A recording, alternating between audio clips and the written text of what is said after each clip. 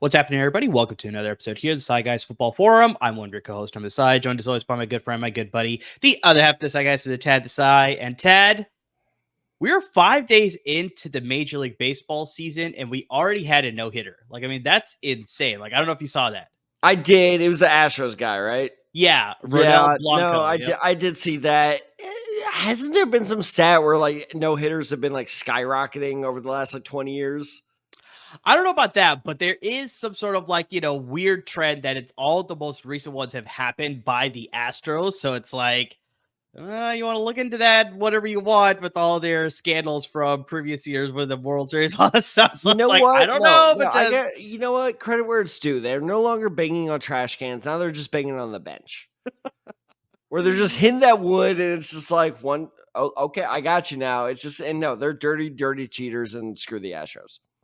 But yeah, it is still an impressive feat for this pitcher, Ronel Blanco. He is 30 years old. He made his eighth start in the major leagues ever. No, yeah, because I saw that 30. Stat. I saw that stat that was his eighth start. I'm good for the young man. No, he is that man 30, is older than I am. Eighth career start. This was also a spot start because the original starter was going to be Jose Urquidy, but he is on the IL. So yeah, that's why it was just such a unprecedented thing. And Tad, the only reason that I kick off our football podcast with this episode is because Whoa, I thought this was our no-hitter episode. Definitely not. Believe me, I do not want to talk about Astros for a whole 30 minutes with you. Believe me.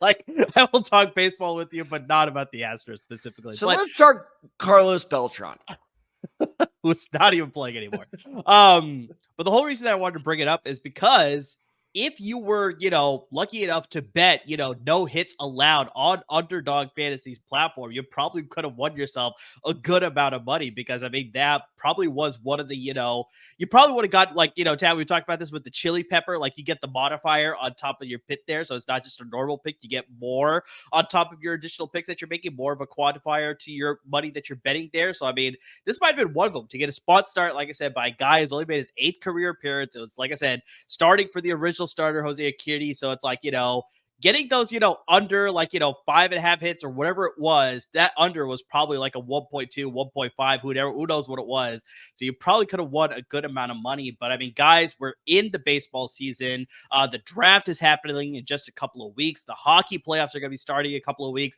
The basketball playoffs are going to be starting in a couple of weeks. We finally have a Final Four for both the men's and the women's tournament in college basketball. So guys, there's a lot of things you can be betting on right now, and Underdog Fantasy has you covered with all of that. So guys, use the promo code that they gave us because you could double up on your initial deposit of $10 or more up to $500 using our promo code DESAI, DESAI, to double up, like I said, on your initial deposit, just the first one, of $10 or more up to $500. So hypothetically, if you were to put in that $500 max into the platform using our promo code, you can get $1,000 worth of betting on their platform. So, it's just a great opportunity to take advantage of it right now because, there's a lot of great things you could be betting on. Like I said, you got baseball, you got basketball, college basketball, hockey, football's coming out. You can bet on the XFL. You could do that right now if you want to. The draft is still coming around the corner, but just a lot of things you can bet on. So get into the action. There's a lot of great things. So use our promo code. Once again, the promo code is DESAI, DESAI, to double up on your initial deposit of $10 or more up to $500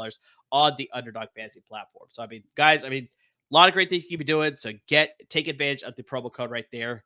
Get on the platform. But Tad, before we actually get into today's episode, because we're going into our draft content, obviously, but there was news on the NFL side that may affect some draft decisions possibly, because we were talking about this during the offseason. I brought it up consistently. I was like, maybe the Texans will look at drafting a receiver towards the end of the first round, towards the end of the second round, depending on who plays out there. But maybe that changes because, Tad, you were probably a little depressed after what happened here. Probably.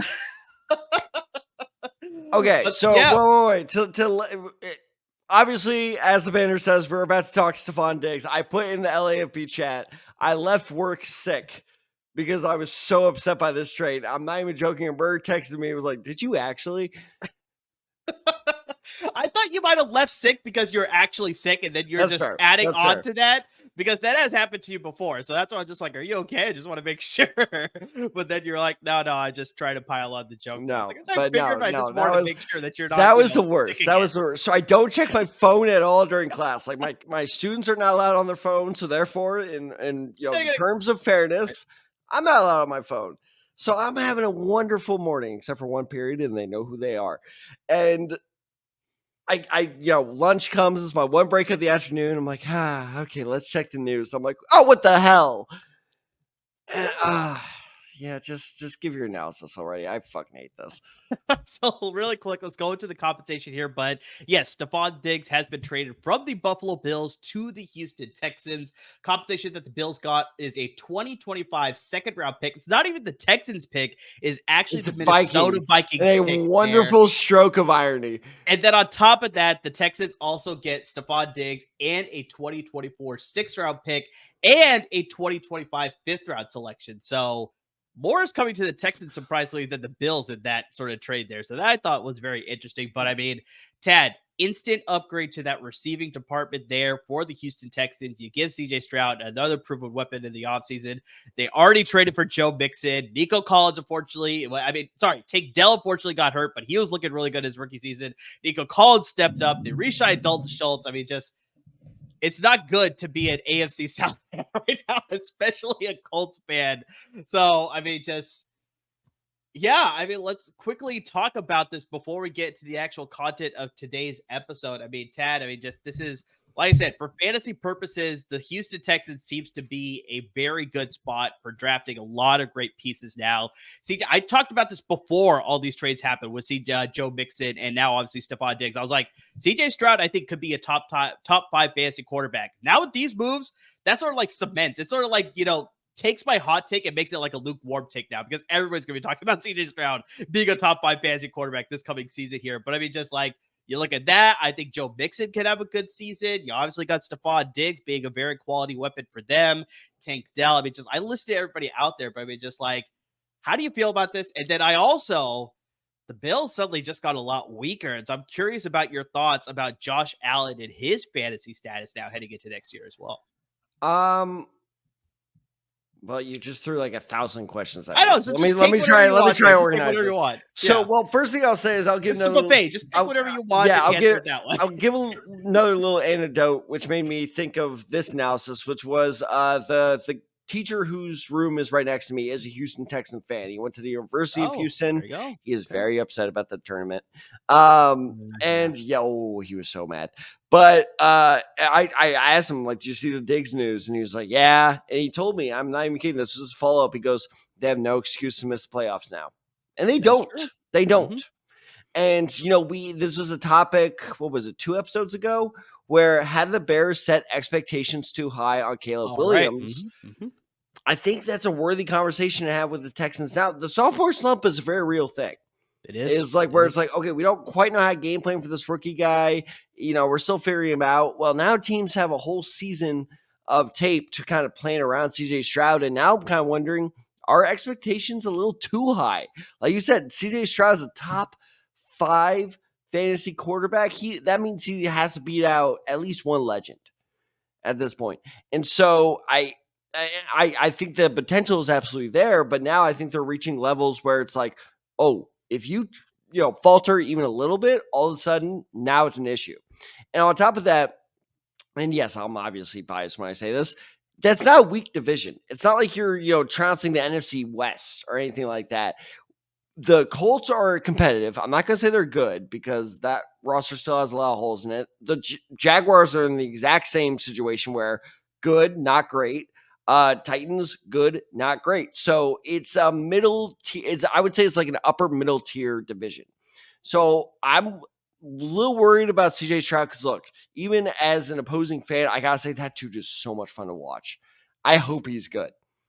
It's weird because I hope he's good, but I also kind of hope he sucks. But anyway, so that's the whole thing is like, yes, this offense is so good, but is surrounding a younger quarterback with this many weapons so early. Like, did they pull the trigger a little too early? Is basically what I'm trying to say.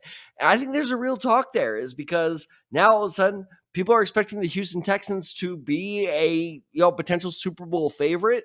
That's a lot of pressure to put on and I know this seems crazy, but CJ Stroud's what, 23, 24 Yeah. at this point?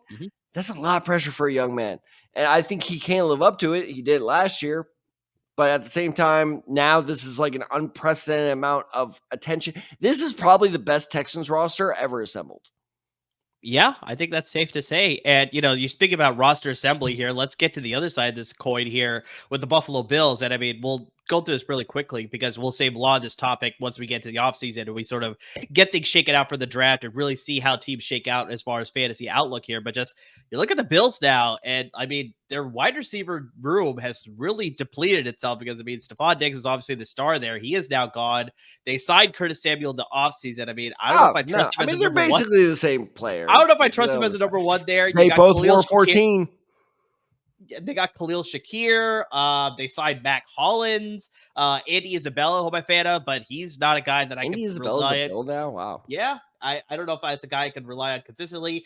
KJ Hamler, I know me and Tad, we were both. KJ Hamler's a Bill? He is now Buffalo Bill. I'm looking at their roster right now. So yeah, that one's news to me too. But just like, yeah, it makes me wonder, like, do they have something planned in the draft? Or it's like, are they going to potentially go after Tyler Boyd? Like, I mean, he's still a free agent. Like, I mean, that's a possibility. But I mean, just like, it doesn't seem like they could fill that gap left by Stefon Diggs now. So I just wonder, what's the outlook for Josh Allen now? Because you were saying maybe he needs to replace a legend.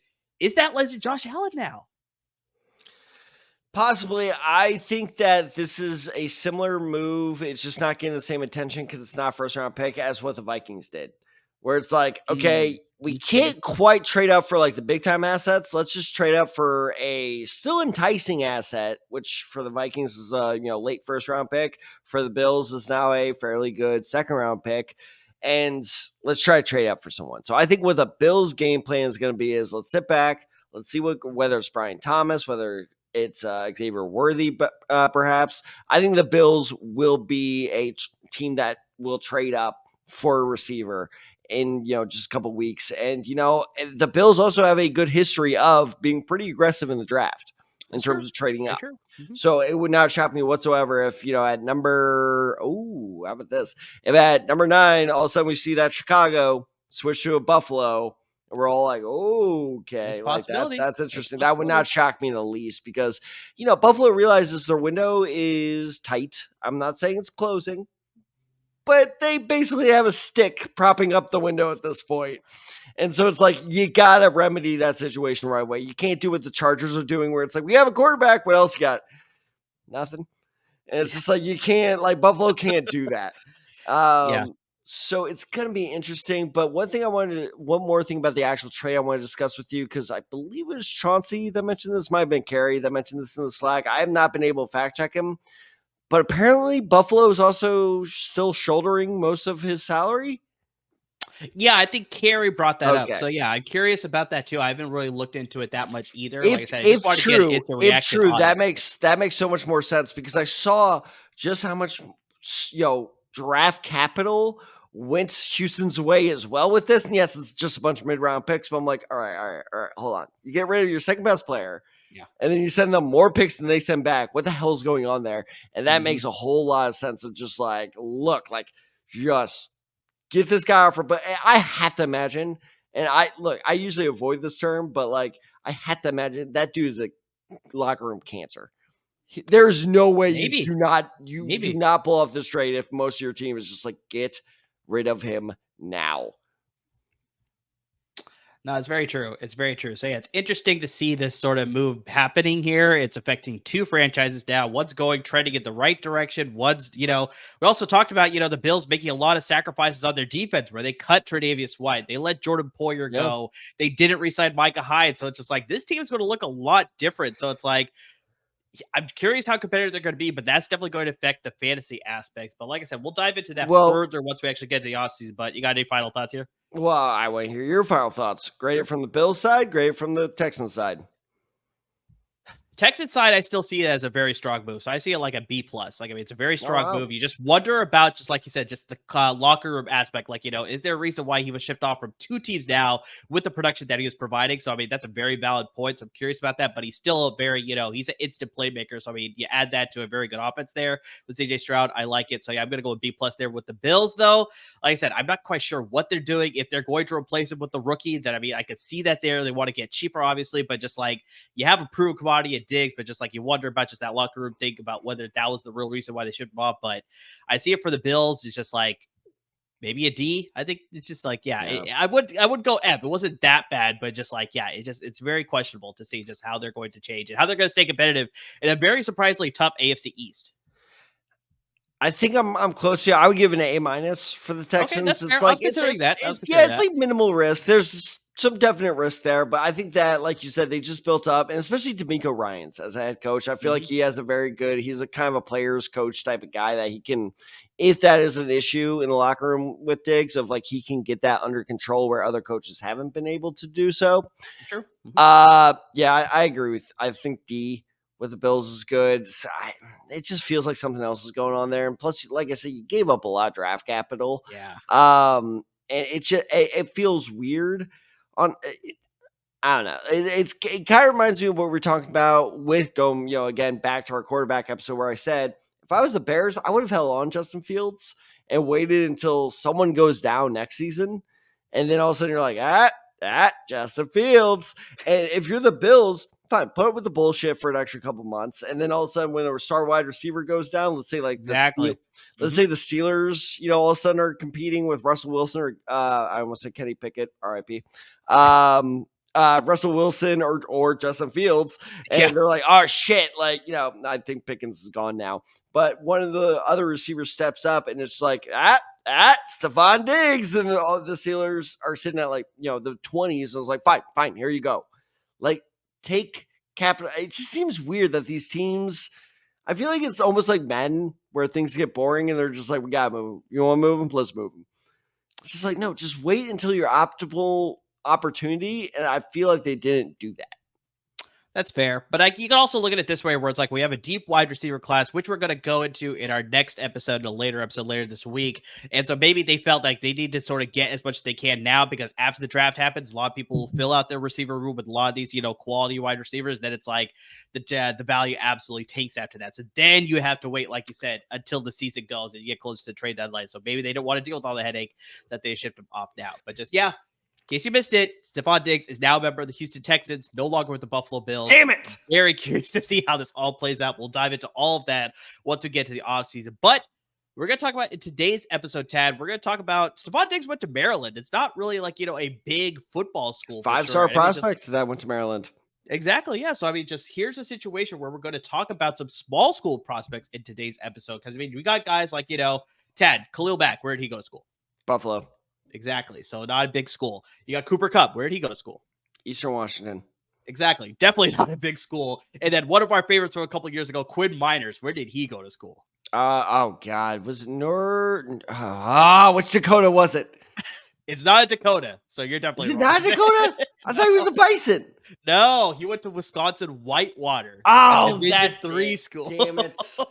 Who am I thinking of? There's some Dakota guard we loved who also panned out. But anyway, carry on. Dilbert Dudes. I think that's the guy you're probably thinking That's about. exactly what it was. But guys, you can find quality prospects at some, not your big, blue chip schools like, your Ohio States, your USCs, your, Alabamas, whatever it is. It's like, depending on if you have the skills, we got scouts that are going all over the place that they can find good talent at lots of these smaller schools. So that's what we want to spend in today's episode. We're going to discuss a few prospects here that go to, not those blue chip schools, like I said, and who could possibly become a difference maker for a team. It may not happen instantly. There's a few guys that, may take a little bit of refinement and maybe in a couple of years, they'll become very quality producers, potential starters as well. But there's a lot of talent from those small schools. So we want to highlight some of those guys. So Tad, who's a guy that you want to highlight? I'm going to try this. I don't know why I do this to myself. Every year I do this to myself, but I'm going to try it. Kiran Amegadjie? Amegadjie. I think we discussed this before the show. And God damn it. Hold on. Let me. With the phonetics, it was just a little. No, it's Amegadjie. I have Amegadjie. And that is straight from Yale. No, that's right. Yeah, Amegadjie. Yeah. What's the first name? Kiran. Are we saying Kiran or is it Kiran? Yeah, I'm pretty sure it's Kiran. Based on the way you sent it to me phonetically, that's the way I read it. Kiran. All right, for our listening audience, it's the pronunciation guide, again, ripped straight from Yale, is Kuh. I lost the text. Kuhran. So is that Kiran? It's so confusing. Anyway, Amegadjie. There you go. We got that part right. Amegadjie. Yes. I believe he is the second player to be bestowed this honor so far in our draft analysis. That man has some finacity. I like it. He is 6'5", 323 pounds. Get this. He's only allowed one sack in his 24 career starts at tackle. Wow. Okay, that's impressive. Impressive. He is super aggressive. He loves to try. I felt so bad watching his tape. Not for him, but for those poor FCS besters that were just like, I'm like a 6'1" defensive end that could barely make it in high school. What the hell is this guy doing here? Because you can tell. I mean, credit to those guys because they tried their best against him. Most of them got nothing done because he just. I mean, I know this cliche when it comes to offensive. He's an offensive tackle, by the way. I don't think I mentioned that. He's an offensive tackle at Yale. And he, much like a bulldog, just swallowed everything. Like, it was crazy. And it's one of those things where he's a project for sure. Hence why, if you're kind of into the draft, you've probably heard of him. If you're a very casual fan, you've probably never heard of him. And that's why. And you're like, oh, if he's so good, then why? He's a definite project, but he's a promising project. A lot of times when we say, oh, he's a project, it's like, oh, man, I hope he works out. Like, that's at least my reaction when I say a guy's a project. But this guy, I'm like, oh, he's going to work out. Like, if he goes to the right team with the right patience, he's going to work out. And I honestly got to think this guy can be the offensive tackle steal of the entire draft. So, like I said, he is an absolute physical monster at 6'5", 325. And here's the crazy thing, because I saw his measurables before I started watching his tape. I'm like, okay, like a Fashanu type is what I was expecting. An Olu Fashanu where it's just like brick wall. Can't get past him. Now, do I want Fashanu to do a run block, on a screen for me? No. I absolutely want this guy too, because he is so insanely fast and quick, because those are two different things. It's true. For his size. So he is really fast. He's very aggressive, hence the finacity. He's very quick. All the physical intangibles are there. And so and here's another thing to like about him, by the way. He started his career at Yale as a guard.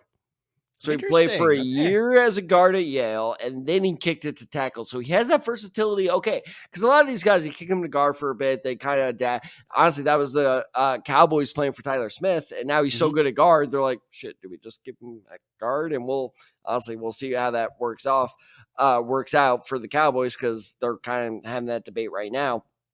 So it's just, he's dominant. He is so good. Now, that's not to say he's the perfect candidate, perfect prospect. He does have some negatives. Like I say, he's very aggressive, and I love that in him. He needs to refine his run blocking, because basically his run blocking is like, I'm going to go hit the guy. It's like, okay, but you also have to hold him back. And it's like, now I'm going to go hit him. It's like, okay, so if he doesn't knock the guy down, especially on the second level run blocking, because like I said, he's fast enough to get to that second level, he just kind of drops his shoulder and just like hits the guy. It's like, all right, I'm done. It's like, no, you're not dead. Go get him. Go now. Okay. You're just like, it's like with the dog, when you throw the tennis ball, it's like, go get it. And the dog's kind of looking at you like, what? And it's just like, oh, man. So he definitely needs to refine his his run blocking technique a little bit. This is one thing I noticed almost instantly. And I saw it pop up in some scouting reports, because, like I said, I look at others, what other scouts think of him. Yeah, I just referred to myself as a scout. So what?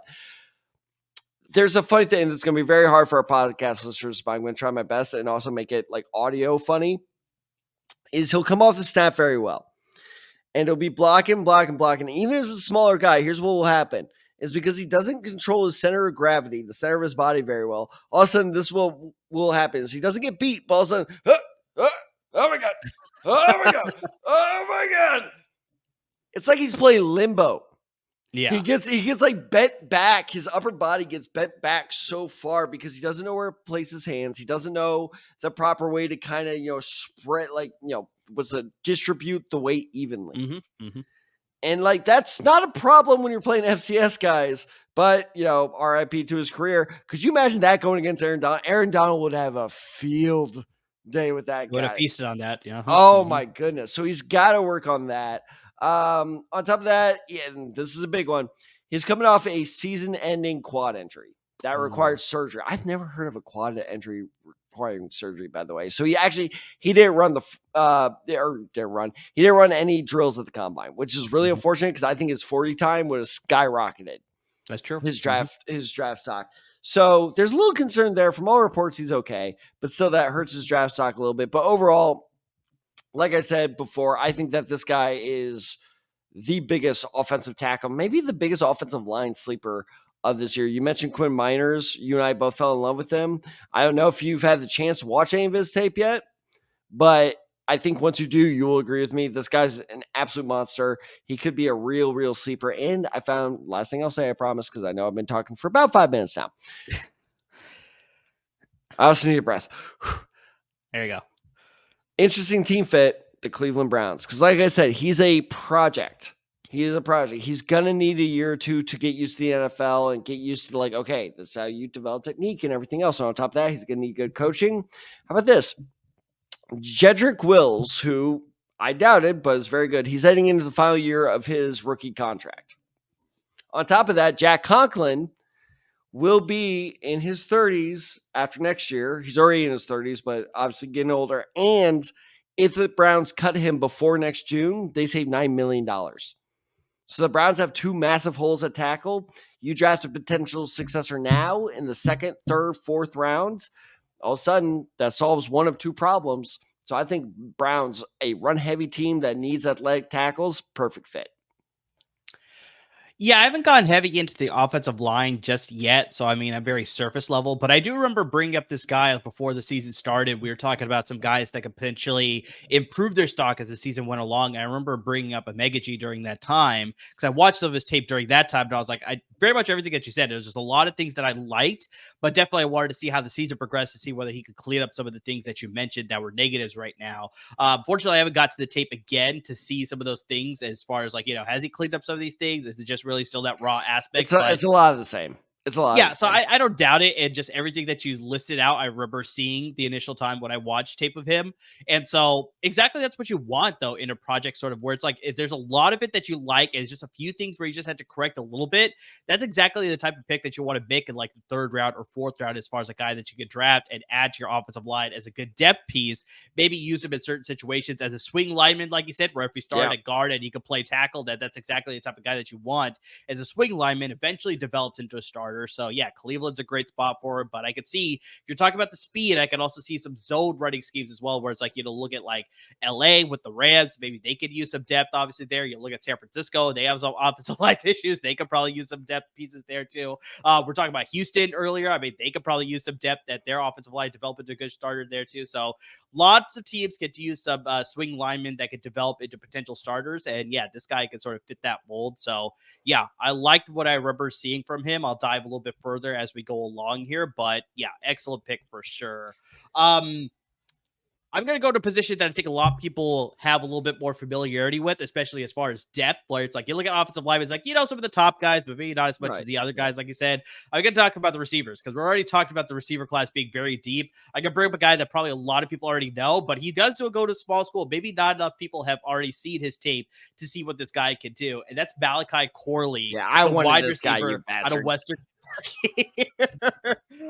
This is probably the biggest name when it comes to a small school prospect in this year's draft class. Because I mean, yeah, the guy is, a lot of people are picking him to be the second coming of Deebo Samuel because he has that ability. And when I was watching the tape, Tad, not wrong. Honestly, like there's a lot of what I like as far as that yak ability. He calls himself the yak king. And it's honestly, you see that in his level of play. This was 2023 numbers, 79 receptions, 984 receiving yards, 11 receiving touchdowns, 4 rushes, 11 rushing yards, 0 rushing touchdowns. So I know the rushing numbers weren't exactly there, but this is also like, I know a lot of people are annoyed at this where it's like, you get that jet sweep that goes in front of the quarterback.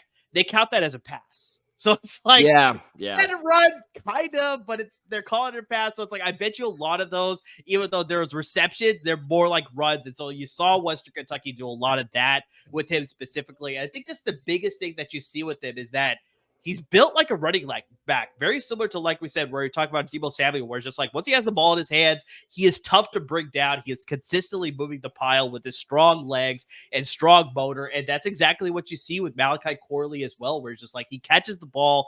And that's one of the knocks against him, I should say, as well, is that he doesn't have a very developed route tree because he doesn't. they used him in this very specific way, where it's just like, all right, we're going to use you on your crossing routes. We're going to use you on these comeback routes. We're going to use these on these screen routes. Like I said, these little jet passes where they just run by, we're going to use you in that way to utilize your yak ability. So, I mean, he's not running like, these post patterns. He's not rushing flag patterns. He doesn't have a lot of speed, so he's not a guy who can run a good 9 route. He's not like your Deshaun Jackson's, Tyreek Hills. He's not that type of player. He's very much a guy that's like short yardage gains that lead to bigger chunk yards. Like that's exactly what is suited for Malachi Corley at the next level, depending on which team drafts him. So he's probably not going to be suited in an offense like Miami or Kansas City.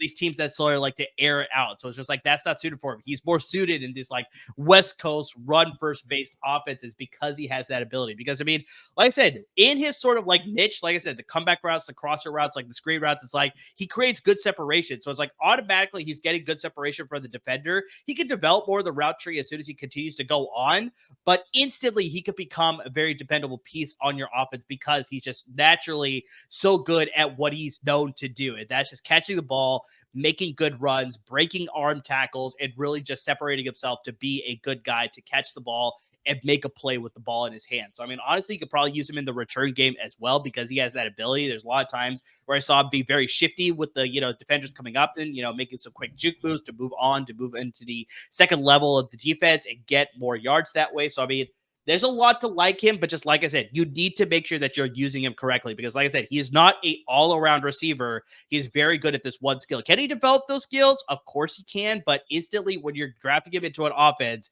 you're not going to be using him in a all-out passing attack. You need a little bit more of that nuanced West Coast approach. That's the offense that suits him well. But whoever does draft him, I think gets a very instant upgrade to their receiver room because he's a very much, this is sort of the modern NFL where it's like you want those yak guys, like I said. So, initially, when people were pegging him as like the second coming of Deebo Samuel, I was like, okay, that's a little extreme, guys. But watching the tape, I was like, honestly, they're not wrong. They're not wrong. He has a similar play style to Deebo, which I like, but I don't see quite the same talent as Deebo. His development is gonna take a little longer. But are you ready for this, Mer? Let's hear it. No, why? You need a yes or no answer for legal reasons. Okay, yes, I'm ready. Are you ready to play your favorite game? You got over under with my guy? Yeah. Oh, yes, I do. Let's do it. In his career, over under 70 forced missed tackles for Malachi Corley. Probably gonna say over. I'm such a dick. It's probably exact, isn't it? It's not. It's 69. Oh gosh, of course. But point being is, I mean, that's what like draws those Deebo comparisons because you're right. He's not a speedster, which is weird because I'm looking at my notes for when I was scouting him. At 5, and this is a direct quote from my notes, at 5'11", 210 pounds, he plays like he's 6 inches taller and 15 pounds heavier. Yeah. So you look at his body size, exactly like you said, you're like, oh, this is a stretch the field speedster. He's not that. No, he's not. And so I like him a lot because he just, and this is not a perfect comparison, but I just swear to God, the more I watched him, he reminded me of a receiver I was watching from my childhood. I swear to God, it's the weirdest comparison I think I've ever made on this show. But just like you said, he just does everything well, and you just know I can count on this guy in the middle of the field to give me some consistent yards. And is he going to break off the big play? Very rarely, but is he going to catch a fair amount of touchdowns? Probably. He reminds me a lot of Anthony Gonzalez. Okay. You see what I mean? It's just like a very sturdy kind of slot receiver.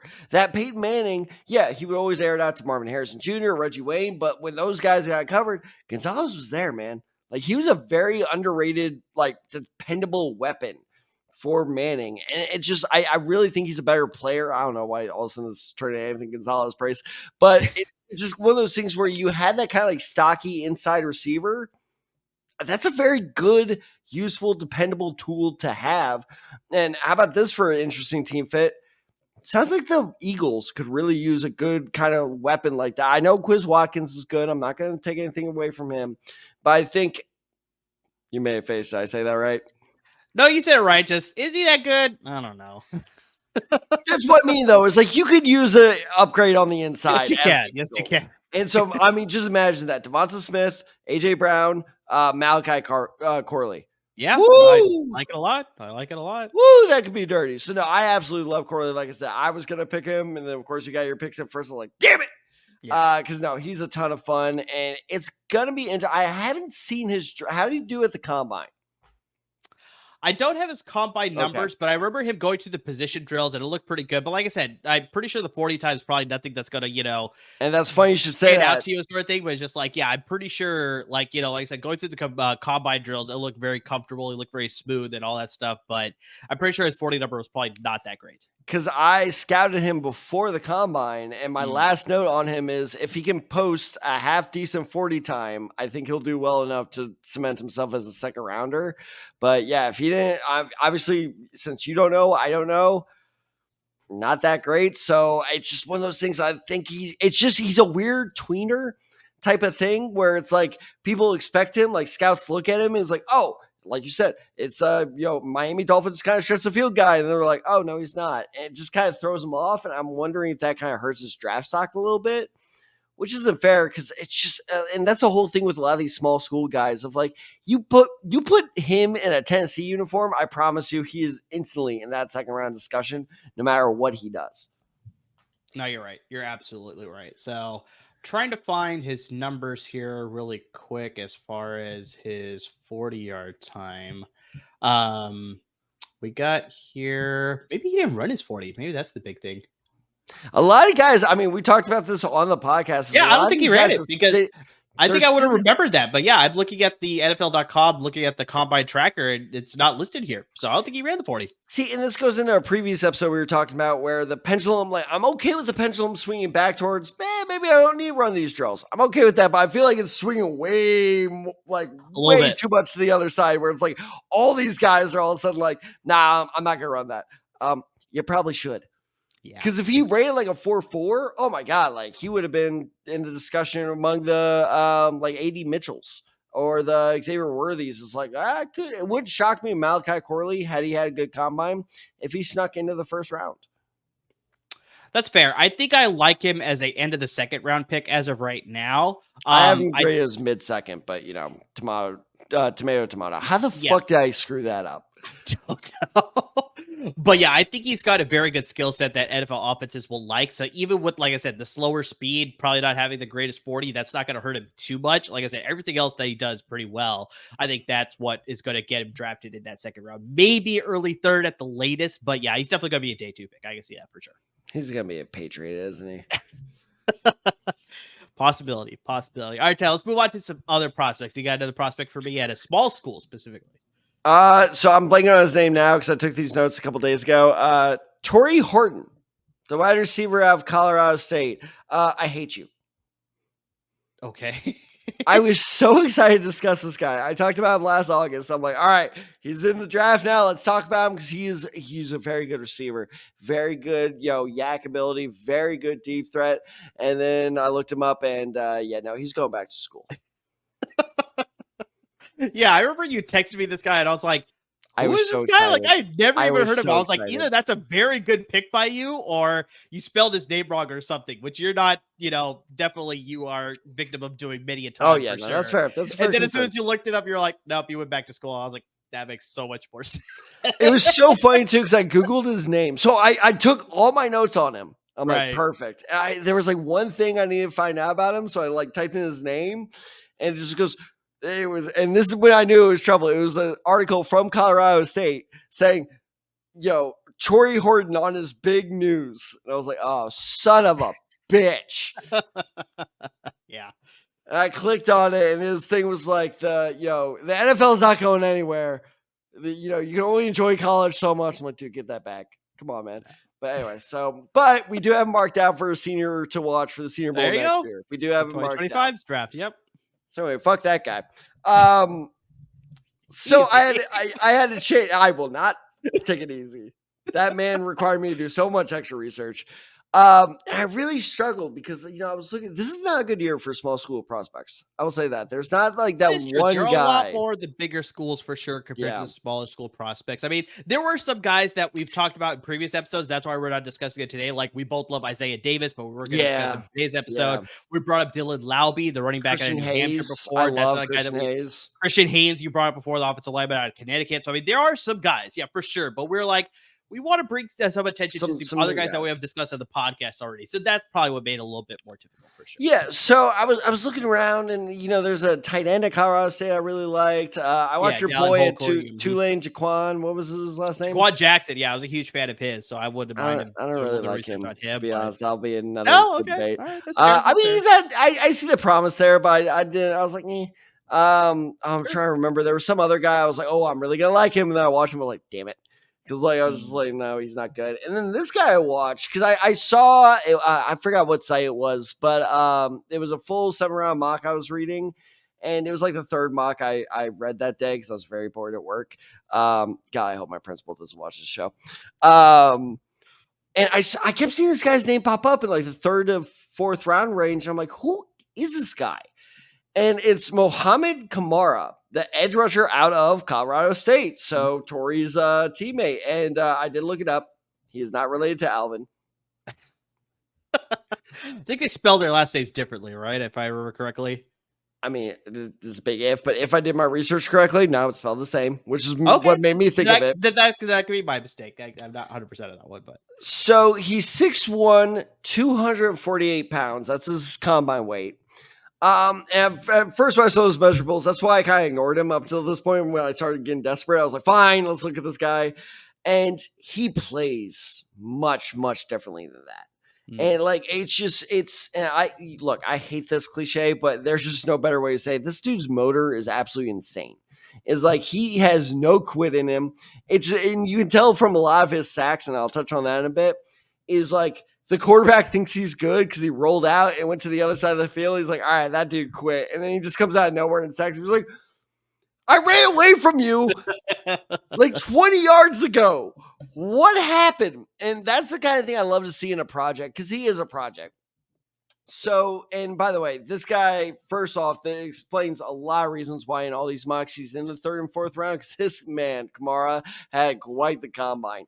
He ran a 4.57 40 time, which finished 3rd among edge rushers. 23 bench reps, tied for 4th, and he tied for 3rd in broad jump. He has, like I say, he has no quit in him. Constant pursues the ball carrier. Now, I will say this: he is, again, I hate this word so much. He is very raw. He has no pass rush moves, but at the same time, he's just so good as a natural pass rusher. And very rarely do I say this. Normally I say, oh, he's going to get swallowed up because all he does is bull rush. He is just so good. Dude, I don't know how it's physically possible.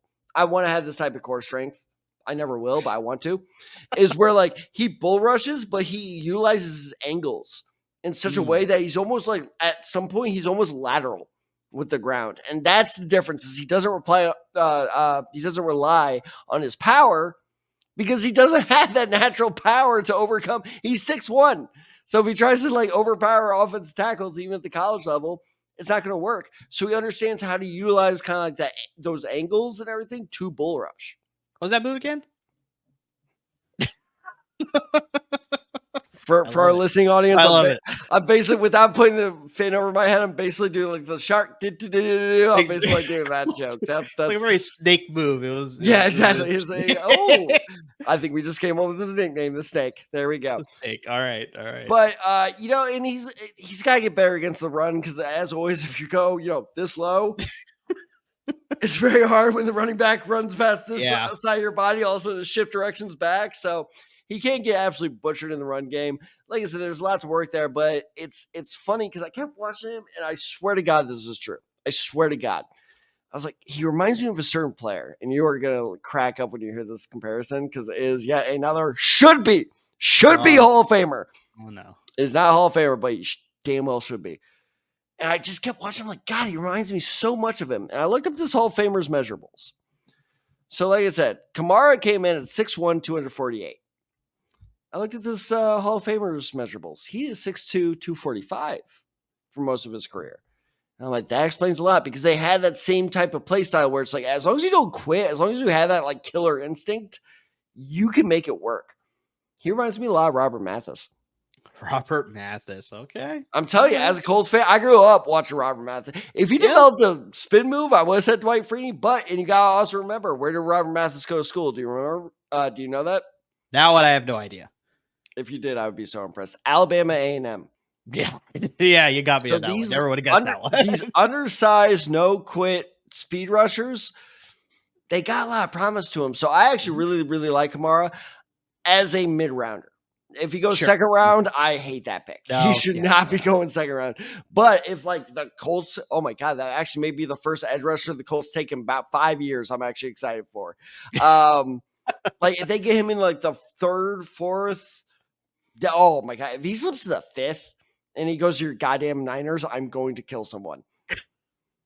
Because that is the exact type of pick how these good teams stay good. Of like he has that type of talent, he has a no quit motor, he has that motivation. You gotta have to coach him up well, and God knows you guys can do that well. I hate you guys.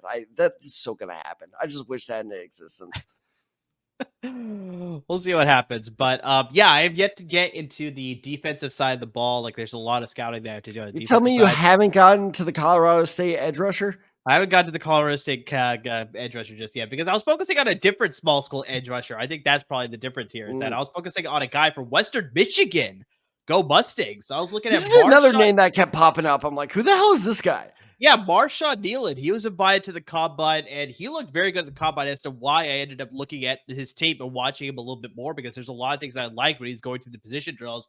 You look at some of his numbers, a 4.75 40-yard dash, coming in at 6'3", 267. Like, that's a pretty good number to have at the 40 there, 1.66 10-yard split, 35-inch vertical jump, 9 foot, 11 inches broad jump.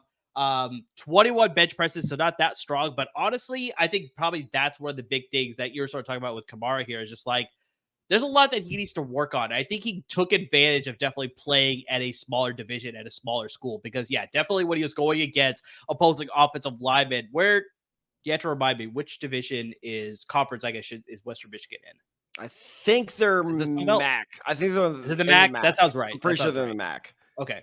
So you look at him going against competition in the MAC specifically, it's just like he was able to overpower dudes pretty easily because, like you're saying with Muhammad Kamara having a good bull rush, this is definitely in the wheelhouse of Marshawn Nealon. He's got a very strong bull rush. He really could just go to the offensive linemen, stand them up, even push them over at times to break down the pocket, collapse the pocket, force the quarterback to either throw the ball out earlier or run outside and let one of his teammates able to make a play to tackle for a loss, get a sack, tackle the ball carrier, whatever it is. So, I mean, he's very good at that. He's also good at setting up a counter move, not excellent, but he is good at setting up a counter move. So wherever the offensive line sets up a punch, he's able to sort of misdirect it and go a different way and then use his strength against the the guy exerted all his strength trying to make that jab move, the offensive lineman. Now he can sort of use that against him and go into the backfield, break up the pocket that way.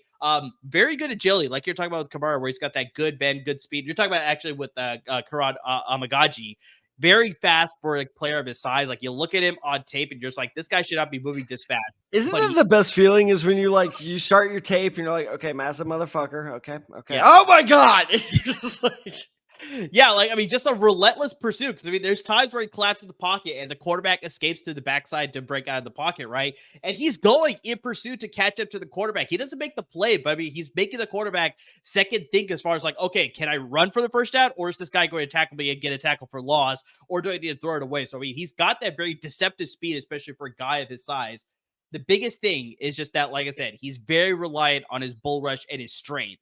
And once you get to the next level, he's not going to have the same competition again when he's playing in the back, right? So he's not going to be able to overpower these offensive linemen. He needs to develop more of like, potentially a spin move, some counter moves, develop that further or really bulk up and become a stronger guy to then use what you're good at, which is the bull rush move. He's also not that great in run defense. Like, I mean, he's very good at collapsing the pocket in pass protection, but then once the offensive lineman locks him up, he's not good at shedding the tackle and going to make a play on the ball carrier. So if he can sort of overpower more guy. Then he gets in the backfield. He can blow up a play that way. But outside of that, he needs a little bit more between the ears to really just be like, okay, this is where the play is going. I need to break off this guy and go pursue the ball carrier and stop the run this way or move down the line that way. But like I said, a guy of his size, he was definitely on display at Senior Bowl as well. He was named the Senior Bowl Defensive Player of the Week during the entire week of practice. So everybody recognized him. Like we're talking about going against the MAC competition, he is doing against other competition all during Senior Bowl. So like I said, you see a little bit of that promise. That's like, okay, he's going against different competition all during Senior Bowl. So it's like, this is something that we could rely on. And maybe we could use this drafting him to a team. So I very much see him being drafted in a very similar range to Muhammad Kamara, somewhere in that 3rd round, 4th round, around there. But whoever does draft him, competing with each other. Exactly. I think they will be competing with each other. Like, a team that may draft Muhammad Kamara be like, well, I guess we can get Thielen a little bit later, or vice versa. Like, I think they're very much in that same skill range. That's just like there's project guys, a lot of potential. But yeah, they're definitely, if they go in the 2nd round or early 3rd round, that's too high. Definitely need a lot more work. But definitely if they go later in the 3rd round, possibly even on day 3, like I said, in the 4th round, that's the perfect spot for these guys because there's a lot of potential that you like, but there's still a lot of refinement that they need. So if they land with the right team, they could probably have a little bit of success in their rookie years, but I think more is just like in that 2nd year is when they take that leap forward. But Marshawn Thielen, big guy, athletic, lots of good agility and deceptive speed that I like. But yeah, definitely a project guy, but there's a lot that I liked about Marshawn Thielen out of Western Michigan. So 2 points on that is one, it's funny because as you were talking, I don't know why there's a random ass name to pop into my head, but Okay. yeah, in a weird way, going to a small school actually may be beneficial to these players Sometimes. because it takes off expectations. Because a lot of these notes, and this is what made me think of it. A lot of these notes, just randomly, a scouting report I did, I don't know if it was last year or 2 years ago, reminds me a lot of Jason Owe. You remember him, the edge rusher out of Texas, where it was like there's a lot of stuff to love there. But man, he's a project, man. And if I'm not mistaken, he was a 2nd round pick. And I thought, he out of Penn State? Was it Penn State? Oh man, there was. Okay, I'm thinking he definitely. I don't know. There was some Owe out of Texas. I'm pretty sure. And it might have honestly been his brother. But that's possible. But either way, is like point being is there are these guys that you're right. Owe is the Ravens 1st round pick. Sergio. Okay, well, this isn't who I'm thinking of, but Sergio Kindle's another great example of this. He went to Texas. Yeah, I remember Kindle. But again, there's a reason because Texas always produces these guys. I remember Jackson. Do you remember Jackson Jeffcoat? There was a lot of people there talking about Jackson Jeffcoat being like the next big thing, and it never materialized. But because Texas always, and this is why I'm getting so confused, is because Texas always produces these guys that are just like physical, fast, or like very good, like athletic freaks. But I feel like every year there's one guy where we're just like, yeah, but he's a project. Yeah. And it's just, but because they went to Texas, they always get overdrafted. And so it's just one of those things where, and again, with those expectations of like, okay, you better, start producing immediately. No one's going to be saying that. And that's really funny. You're talking about Texas. A lot of people are actually talking about that with Tavondre Sweat, the defensive lineman, the defensive tackle. People are saying that's like, I think he's more of a project, but because he went to Texas and he played in a semifinal college football playoff game, people are like, oh, maybe he's got a lot more potential. He drafted a lot higher. Maybe he needs to be, like you said, an instant producer, but maybe not. So yeah, we'll see about Tavondre Sweat. I have to get a little bit later, a little bit more of his tape watching, but yeah, people say that about Tavondre Sweat out of Texas specifically. and now my second point, I'm going to be a dick. Oh God. So Western Michigan is indeed in the MAC. Okay. Amir, how many other teams in the MAC can you name? Oh God. Akron is one. The Akron yes, Yep, yes. Akron I think that's probably the only one I can name. That's probably the only one I got it. Come on. Central America. Gosh. In the MAC. I'll give you a massive hint. One of them Central Michigan? Central Michigan is one. Go Chippewas. Yes, all right. I'll give you massive hint. One of them is going to have a 1st round player in this year's draft, in all likelihood. Rice? Central America, man. That's Texas, Rice. Who is Rice? Whoa, no, time out. Who is Rice going to have that's potential 1st rounder? I don't know. If you say Luke McCaffrey, I will. No, right. By the way, that was another. I was like, he's not going to the 1st. That was another player I considered for this week's episode. I was like, all right, Luke McCaffrey, easy one, like good, like SEO getter. And I looked at him like, no. Yeah, no. first round in the MAC. God. You're going to be so mad when I tell you. Yeah, I really don't know who else. Is it Western Kentucky's not in the MAC. Actually, are they? Hold on, let me check. I think Western Kentucky's in No, they're not. Yeah. Yeah, they're somewhere else. You ever heard of a little player named Quinion Mitchell? Oh, Toledo's in the MAC? Toledo. It is Akron, Ball State, Bowling Green, Buffalo, Central Michigan, Eastern Michigan, Kent State, Miami of Ohio, Northern Illinois, Ohio, Toledo, and Western Michigan. I got a couple of them, though. You did. No, that was more than I thought you would. That was very impressive. You know what? This will all come back to me when NCAA drops this summer, and I'll remember everything. Yeah. Like, on that note, people, we're going to take a brief hiatus in the middle of July. It will probably happen. Yeah. No, we'll be back shortly after. So excited. I am not going to sleep for like 4 days. Same here. An entire weekend. I'm going to turn TCU into the next Alabama. Just you wait. All right, Jeff, we're getting ahead of ourselves a little bit here, but yeah, we definitely wanted to highlight some of those small school prospects, out of the MAC, out of the Atlantic Conference, the Sun Belt. Where's Colorado State? I'm not even sure. Colorado State's Mountain West. I know that because they play with San Jose State within the same conference as well. There you go. But yeah, I mean, we're highlighting all these. You brought up Ivy League guy. Totally forgot about that out of Yale. So I mean, it's like we're constantly all those conferences because, like I said, there's good talent in those schools that just, don't get as much recognition. Maybe they're more recognizable for other sports compared to football, but still lots of great talent out there. So we want to highlight some of those guys for you guys. So, but guys, the content will continue. Like I said, we're going to be dropping our wide receiver episode probably later this week. So make sure you look out for that because that's going to be a fun one. I mean, there's a lot of great talent at the wide receiver position. There's a lot of guys that we're going to be discussing. So the best way you can find out about that episode and everything that's dropping, including their graphics, follow us on our social media handles. You got us on Twitter, be it on the side 23, Tad and Tad side 94, got the show handle at the Side Guys, and of course on Instagram at the Side Guys as well. Dropping all our position graphics on there, and you can stay up to date with our podcast and YouTube videos as well. Guys, subscribe wherever to your podcast. Make sure you subscribe to our YouTube channel. And please, please, please support our parent network at LAFB Network. They're giving you a lot of great content when it comes to the Chargers and the Rams and all of their draft plans. Lots of great articles on the LAFB Network website. And, of course, at the college level, who's going to be coming up next year, looking at spring games. I know our good friend Will Decker was at the UCLA spring game, and he was highlighting some, maybe not the spring game, but just like the open practice or whatever it was, but he was there to see new head coach Deshaun Foster. He had a lot of great content for the UCLA Bruins. And of course, we got our good friend Alfred Rowe covering the USC Trojans. So I mean, lots of great content from all of them. Support them because without them, there would be no us. But guys, to everybody who's already listening to the podcast, watching the video, interact with us on social media, I mean, just anything and everything that you do to support us, we can't thank you enough.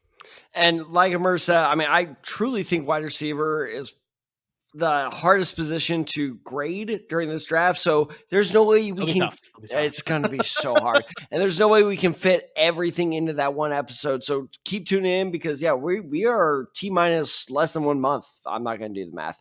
We are T-minus less than 1 month away from the draft starting. 22 days. Oh dear God. So we are going to be throwing a lot of draft stuff your way. And if we don't get to it, because that's very probable, hit us up on those social media accounts. We love talking about it. Even if it's not football related, someone, message us on Instagram being like, the hell's going on with Shohei? Yeah. We're like, let's talk about that. Cause that, first off, it's hilarious, but, I can't wait to see how that develops. But bottom line is we love interacting with our viewers, our listeners, and everything in between. So thank you as always so much for watching. Thank you so much for listening. And please, everyone, stay safe.